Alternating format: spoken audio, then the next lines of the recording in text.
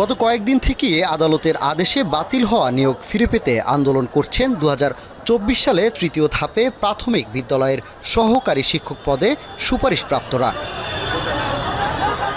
রোববার বিকেলে মৎস্য ভবনের সামনে জড়ো হয়ে সচিবালয়ের দিকে যাওয়ার চেষ্টা করে আন্দোলনরতরা। এ সময় তাদের ছত্রভঙ্গ করতে জলকামান ও টিয়ার শেল ব্যবহার করে আইন শৃঙ্খলা রক্ষাকারী বাহিনী। আমরা আমাদের ছত্রভঙ্গ করে দিয়েছে। একজন এক দেশ আছে, আমরা কোন দেশ আছে আমরা এখনো ঠিক নাই। একজন এক এক মর্মান্তিক অবস্থা পড়ে আছে, একজন এক এক দেশ। আমার দুটো বেবি কোন দেশে আমিও বলতে পারি না, তাদেরকে খুঁজতেছি, আমি এখনো পাচ্ছি না। শিক্ষা অফিসের সামনে তখনই পুলিশ আমাদেরকে আটকিয়ে দেয় এবং আমাদের উপর জলকামান এবং টিয়ারশেল নিক্ষেপ করে। অনেকেই বেশ গুরুতরভাবে অসুস্থ হয়ে পড়েছে, যার কারণে আমরা এদিকে সরে এসেছি। এর আগে সকালে বাতিল হওয়া নিয়োগ ফিরে পেতে প্রথমে শাহবাগে জড়ো হন বিক্ষুব্ধরা। সেখান থেকে দুপুর 3টার দিকে জাতীয় প্রেস ক্লাব যাওয়ার কথা বলে সচিবালয়ের উদ্দেশ্যে রওনা করেন আন্দোলনকারীরা।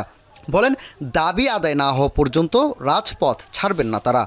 মাননীয় প্রধান উপদেষ্টার কাছে বিনীতভাবে রিকোয়েস্ট করছি যে আমাদের এই কষ্ট, এই অবর্ণনীয় যন্ত্রণা থেকে উনি যেন আমাদের মুক্তি দেয়। কারণ এখানে আমাদের কোনো হাত নেই। রাষ্ট্র আমাদের সুপারিশ প্রাপ্ত করেছে কি বেশি দিন আগে না, মাত্র 3 মাস আগে। যদি এই প্রহসনের রায় যদি সরকার কোর্ট কর্তৃক যদি বাতিল করা না হয়, তাহলে আমরা কঠোর থেকে কঠোর কর্মসূচির ঘোষণা করব। এদিকে পুলিশ বলছে, যেহেতু আদালত থেকে নিয়োগ বাতিল হয়েছে, তাই আদালতের মাধ্যমেই বিষয়টি ফয়সালা হতে হবে। পরিস্থিতি নিয়ন্ত্রণে আন্দোলনরত বেশ কয়েকজনকে আটক করে পুলিশ। অলরেডি কিন্তু আপিল করেছে, তো আপিলের পরে তারা যদি ভালো ব্যারিস্টার উকিল যাই ধরুক ওই দিকে কাজ করতে হবে। এখানে কিন্তু রাস্তায় আসলে কাজ হবে না, এটা দিয়ে কেউই কথা বলবে না। ওরা বারবারই মনে করতেছে রাস্তায় আসলে ওদের চাকরি ফেরত পাবে বা চাকরি পাবে। এটা আসলে ওদের ভুল ধারণা। আমি বারবার বলছি, কিন্তু ওরা শুনতেছে না।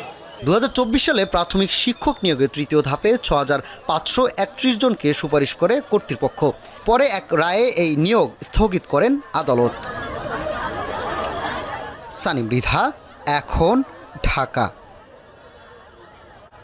শিয়া বাটার ও ভিটামিন ই সমৃদ্ধ lily glam beauty soap. Lily, always beautiful.